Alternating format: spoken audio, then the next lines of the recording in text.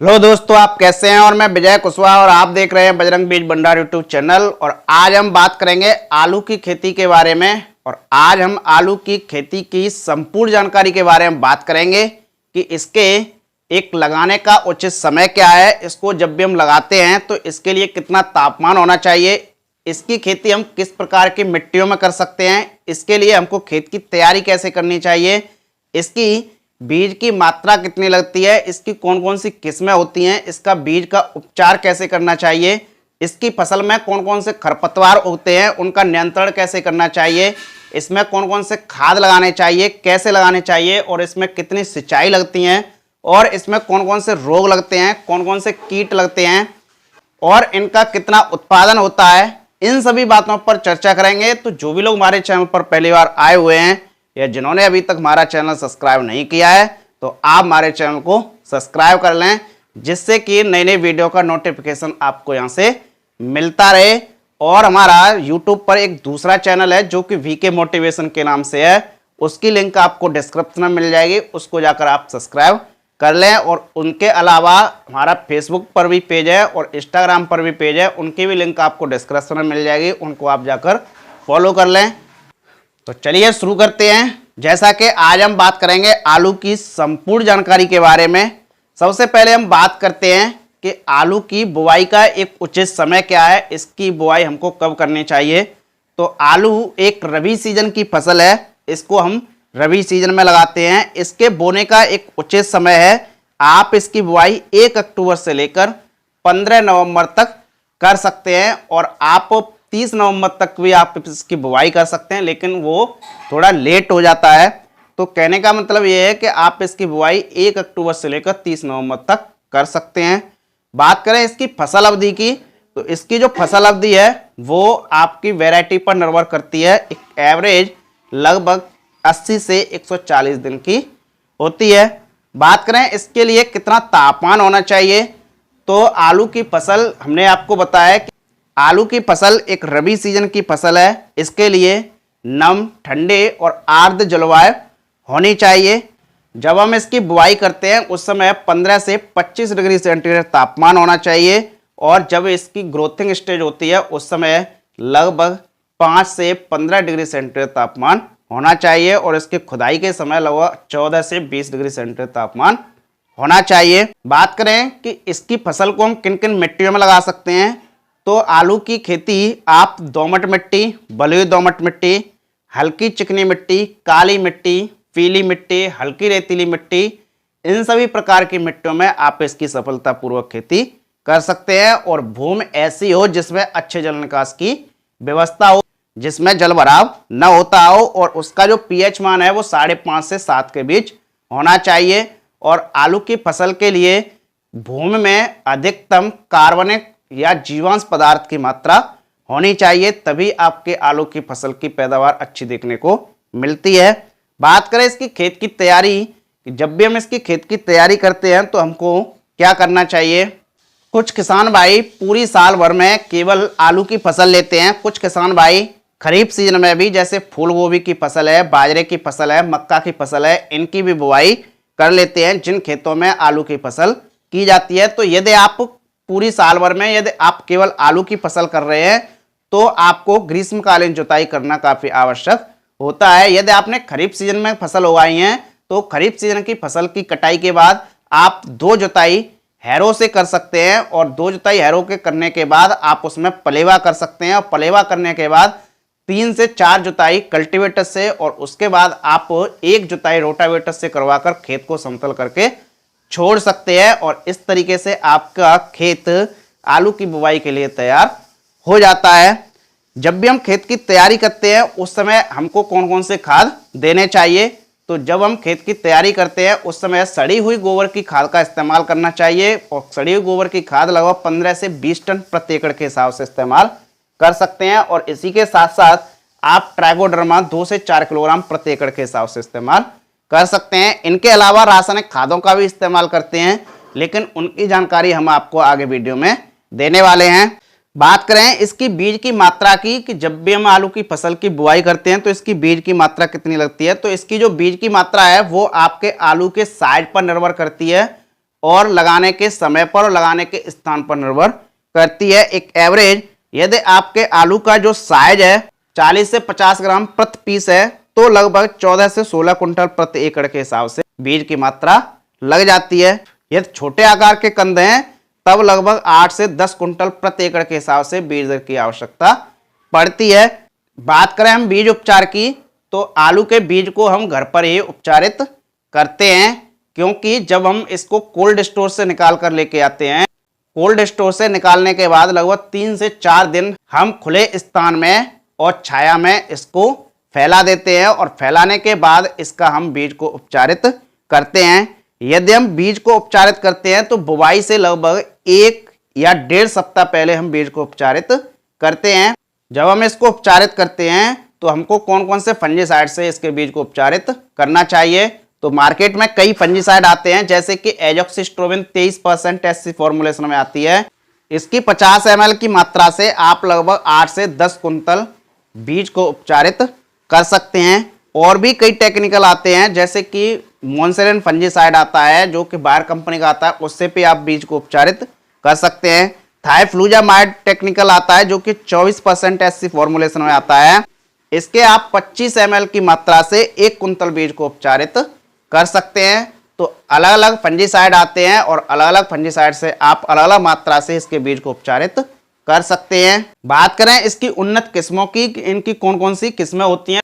अलग अलग क्षेत्रों में अलग अलग वेराइटियां लगाई जाती हैं, मौसम के अनुसार, मिट्टी के अनुसार, जलवायु के अनुसार, कई कारकों पर निर्भर करती हैं और अलग अलग स्थानों पर अलग अलग वेराइटियां लगाई जाती हैं। कुछ वेराइटियां हैं जो कि जैसे कि 3797, कुफरी चिप्सोना 1, कुफरी पुखराज, चिप्सोना 2, कुफरी सिंदूरी, P376, ये वेराइटियां हमारे भारत देश में लगाई जाती हैं। और भी कई वेराइटियां, बहुत सारी वेराइटियां हमारे भारत देश में आलू की लगाई जाती हैं। बात करें इसके बुवाई के तरीके की कि हमको इसकी बीज की बुवाई कैसे करनी चाहिए, तो इसके बीज की बुवाई हम पोटैटो प्लांटर से करते हैं।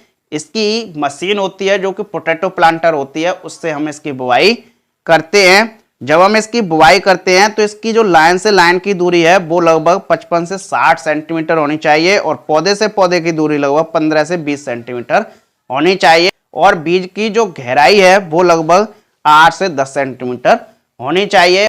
बात करें इसके खाद और उर्वरक की कि हमको इसकी फसल में कौन कौन से खाद और कौन कौन से उर्वरक लगाने चाहिए, तो हम पहले बात करते हैं खेत की तैयारी के समय की कि जब हमने खेत की तैयारी की है उस समय हमने आपको बताया कि सड़े हुए गोबर की खाद का इस्तेमाल करते हैं और ट्राइकोडर्मा का भी इस्तेमाल करते हैं। इनके अलावा हम डीएपी का भी इस्तेमाल करते हैं। डीएपी जो कि 100 केजी प्रति एकड़ के हिसाब से, पोटास 50 से 100 केजी प्रति एकड़ के हिसाब से, जिंक सल्फेट 10 से 20 केजी प्रति एकड़ के हिसाब से, एसएसपी जो कि सिंगल सुपर फॉस्फेट आती है उसकी आप 150 से 200 केजी प्रति एकड़ के हिसाब से।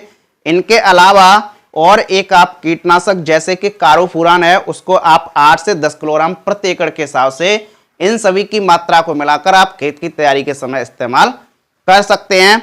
बात करें कि जब हमारी फसल बुवाई के लगभग 15 से 20 दिन की हो जाती है उस समय हमको कौन कौन से खाद लगाने चाहिए, तो उस समय आप यूरिया 30 से 40 किलोग्राम प्रति एकड़ के हिसाब से इस्तेमाल कर सकते हैं और आप ह्यूमिक एसिड 2 केजी प्रति एकड़ के हिसाब से इस्तेमाल कर सकते हैं। जब आपकी फसल 21 से 25 दिन की या 30 दिन की हो जाती है उस समय हमको क्या इस्तेमाल करना चाहिए, तो उस समय भी आप यूरिया 50 केजी प्रति एकड़ के हिसाब से और ह्यूमिक एसिड 1 या 2 केजी प्रति एकड़ के हिसाब से इस्तेमाल कर सकते हैं, क्योंकि इस समय कंद बनने की अवस्था होती है और इस समय हम ह्यूमिक एसिड का यदि इस्तेमाल करते हैं तो कंद बनने की जो संख्या है वो अधिक हो जाती है, जिससे कि हमारा आगे चलकर उत्पादन हमको अच्छा देखने को मिलता है।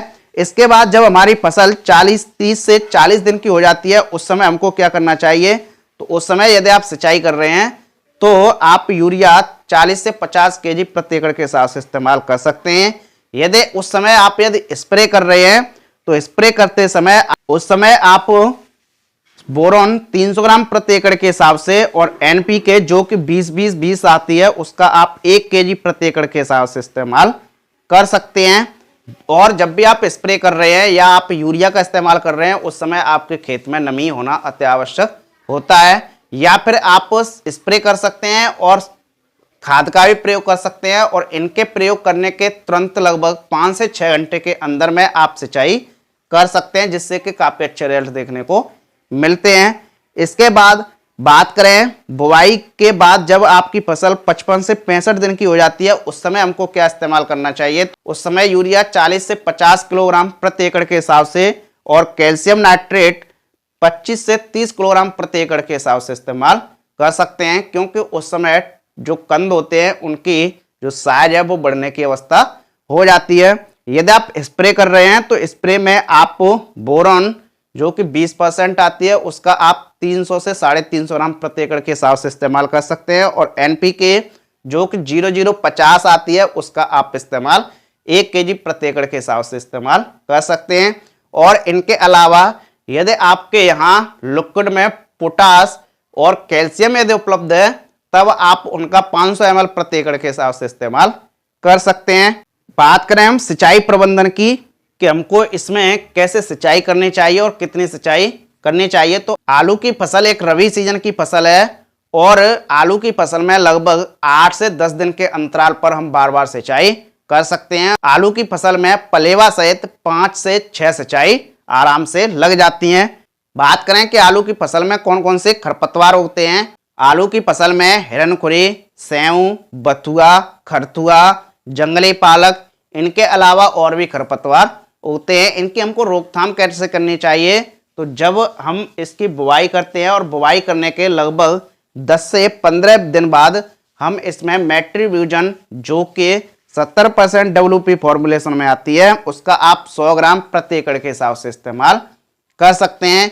या फिर आपने उस समय इस्तेमाल नहीं कर पाया है तो आप जब आपकी फसल लगभग 30 से 40 दिन की हो जाती है उस समय आप जो कि UPL का सगुन 21 के नाम से आता है उस हर्बिसाइड का आप प्रयोग कर सकते हैं। बात करें कि इसमें कौन कौन से रोग लगते हैं और उनका नियंत्रण कैसे करना चाहिए। आलू की फसल में जड़गलन, अर्ली ब्लाइट, लेट ब्लाइट, तनागलन, चेचक, ये कई रोग देखने को मिलते हैं। इन सभी रोगों की रोकथाम करने के लिए मार्केट में कई फंजीसाइड, कई टेक्निकल आते हैं। यदि आप एक हैवी स्प्रे करना चाहते हैं तो आप बास्प कंपनी का कैब्रिया टॉप फंजीसाइड आता है उसका आप 500 ग्राम प्रति एकड़ के हिसाब से छिड़काव कर सकते हैं। या फिर जैसे कि एक और टेक्निकल आता है कि एजॉक्सिस्ट्रोबिन 11% प्लस टेबुकोनाजोल 18.3% ऐसी फॉर्मुलेशन में आता है। इस टेक्निकल को अलग अलग कंपनियां अलग अलग नाम से देती हैं, जैसे कि एग्रोस्टार कंपनी रोस्तम के नाम से देती है, अडामा कंपनी कस्टोडिया के नाम से देती है, रेनवो कंपनी वीवो के नाम से देती है। अलग अलग कंपनियां अलग अलग नाम से देती हैं, तो आप इस टेक्निकल का भी इस्तेमाल कर सकते हैं। काफ़ी अच्छा ये टेक्निकल है। यदि आप सस्ते में प्रयोग करना चाहते हैं तो सस्ते में फंजीसाइड जैसे कि CM आती है, कार्बोडाजिम प्लस मैंकोजेब आती है, 12:63% में आती है, उसका आप प्रयोग कर सकते हैं। उसका यदि आप प्रयोग कर रहे हैं तो 500 ग्राम प्रति एकड़ के हिसाब से इस्तेमाल कर सकते हैं। एक बाविस्टिन भी आती है जो कि कार्बोडाजिम 50% WP फॉर्मुलेशन में आती है, उसका भी आप 500 ग्राम प्रति एकड़ के हिसाब से इस्तेमाल कर सकते हैं। इनके अलावा कॉपर ऑक्सीक्लोराइड 50% WP फंजीसाइड आता है, उसका आप 300 से 500 ग्राम प्रति एकड़ के हिसाब से इस्तेमाल कर सकते हैं। तो इन रोगों को कंट्रोल करने के लिए मार्केट में बहुत सारे फंजीसाइड आते हैं। हमने आपको बताया इनमें से किसी भी फंजीसाइड का आप प्रयोग करके रोगों को कंट्रोल कर सकते हैं। इनके बाद और भी इसमें जैसे कि पाले से बचाना, पाले से बचाने के लिए आपको खेत के चारों तरफ या तो धुआं करना चाहिए या आपको सिंचाई जल्दी जल्दी करनी चाहिए। जब भी पाला पड़े उस समय आपके खेत में नमी होना अत्यावश्यक होता है। यदि आपके खेत में नमी है तो आपकी फसल पर पाले का असर देखने को नहीं मिलेगा। इसके बाद एक और समस्या है जो कि कंद फटना है। कंद फटने के लिए हमने आपको बताया कि आप बोरॉन 20% को 300 ग्राम प्रति एकड़ के हिसाब से इस्तेमाल कर सकते हैं। और जैसे कि कंद हरे हो जाते हैं उनके लिए हमको क्या करना चाहिए। कंद आपके तभी हरे होंगे जब आपके कंद सूर्य के प्रकाश के संपर्क में आएंगे। आपको ये विशेष ध्यान रखना है कि जहां तक हो तहां तक आपके कंद मिट्टियों में ही ढके रहें, जिससे कि आपके प्रकाश के संपर्क में ना आए और सूर्य के प्रकाश के संपर्क में नहीं आएंगे तो आपके कंद हरे नहीं होंगे। अब बात करें कि इसमें कौन कौन से कीट लगते हैं, तो आलू की फसल में कई कीट देखने को मिलते हैं, जैसे कि आलू का कुतरा है, सफेद सुंडी है, माहू, दीमक, सफेद मक्खी, पत्ती मोड़क, पत्ती खाने वाली इल्ली, ये कई कीट देखने को मिलते हैं। तो इनकी रोकथाम करने के लिए आप इमिडाक्लोप्रिड 17.8% एसएल फॉर्मुलेशन में आता है, उसका आप 100 से 150 ml प्रति एकड़ के हिसाब से इस्तेमाल कर सकते हैं। जैसे कि पत्ती खाने वाली सुंडी है तो इसके लिए आप इमामेक्टिन बेंजोएट 5% एसजी फॉर्मुलेशन में आती है, उसका आप 100 ग्राम प्रति एकड़ के हिसाब से इस्तेमाल कर सकते हैं। यदि आपकी फसल में दीमक है तो दीमक के लिए आप जब खेत की तैयारी कर रहे हैं उस समय आप फिप्रोनिल जो कि 0.3% जीआर फॉर्मुलेशन में आती है, उसका आप 5 से 8 किलोग्राम प्रति एकड़ के हिसाब से इस्तेमाल कर सकते हैं। यदि आपकी फसल में सफ़ेद लट है जिसको हम व्हाइट ग्रब भी बोलते हैं, उसके लिए आप थायमतकजम 25% WG को 500 से 700 ग्राम प्रति एकड़ के हिसाब से खेत की तैयारी के समय इस्तेमाल कर सकते हैं। तो इस तरीके से आप कीटों का भी नियंत्रण कर सकते हैं। बात करें कि इसके उत्पादन की, कि आलू का जो उत्पादन है वो कितना हो जाता है।